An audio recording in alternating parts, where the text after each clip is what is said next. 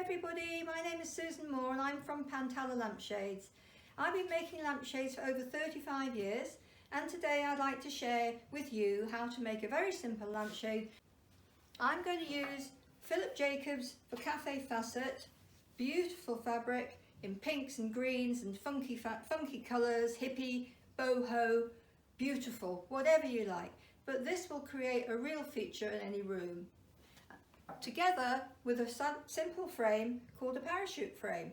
You will need a sewing machine or an overlocker because you only need to sew one seam. So if you wanted to use a double-sided sticky tape on it, you could, but you really should sew it. You will need a needle and thread. You'll also need some colourful fabric, your frame, and also some fabulous trims, whatever you like. You might like to use long fringing or beading, or you might not want to add very much at all. Anyway, if you would like to have a go, gather your materials and we'll get started.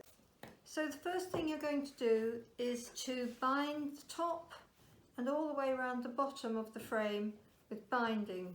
Now you can use bias binding, you can use special cotton tape binding, the sort they use on aprons, or you can just simply get some old fabric and cut strips across the bias, like so. These will do perfectly well. Measure the circumference of your frame. This one is 40 inches. And then take your fat quarter in half and measure. I'm going to make that about 20.5 inches just to be sure, and I'm just going to trim it off here at the end. This fabric, once it's sewn, needs to fit all the way round snugly at the bottom. Okay, so now that I've sewn the fat quarter together, right sides together, I'm going to turn it out into the right side, and then I'm going to put this over the top of the frame. I'm going to pin all the way round.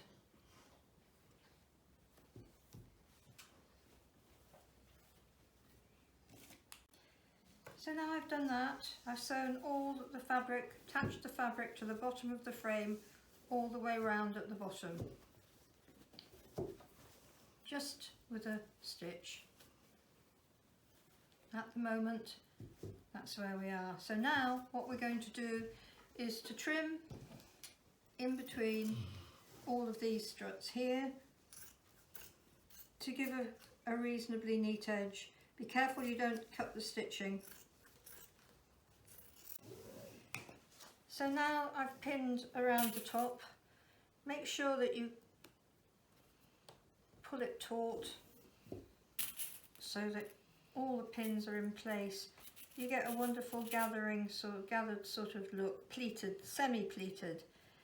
So this was like the maids would used to wear, which is why it was called a mop cap. So then you're going to sew all the way around, catching in all the pleats all the way round. So now we're going to cut off all the excess fabric.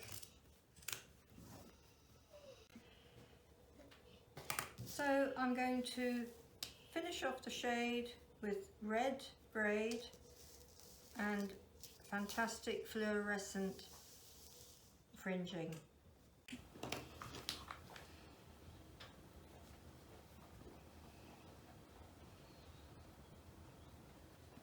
Glue gun, but be careful because it's very hot.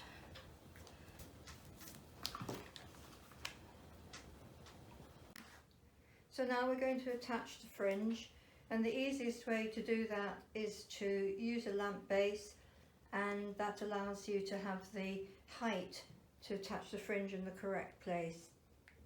So now I've attached the fringe, which is really pretty. And I thought a heavy beading would be too heavy for this delicate lampshade, and so I'd found this fabulous vintage beading, just a tiny little bit, and I'm going to glue gun that to the top of this fringe.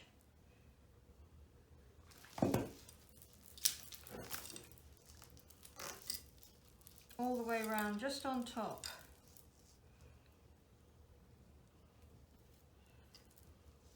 Like that.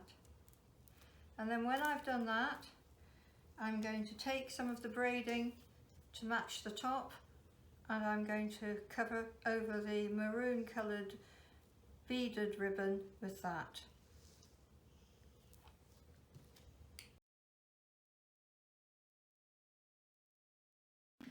So hi, I hope you enjoyed the video. I hope I explained things clearly enough. If I didn't, please just send me a question and I promise I'll get back to you. If there's any video that you would like me to make to show you how to make something, please let me know and I'll see if I can do that for you. But thank you for watching, and if you'd like to subscribe, I would love you to. Thank you. Bye.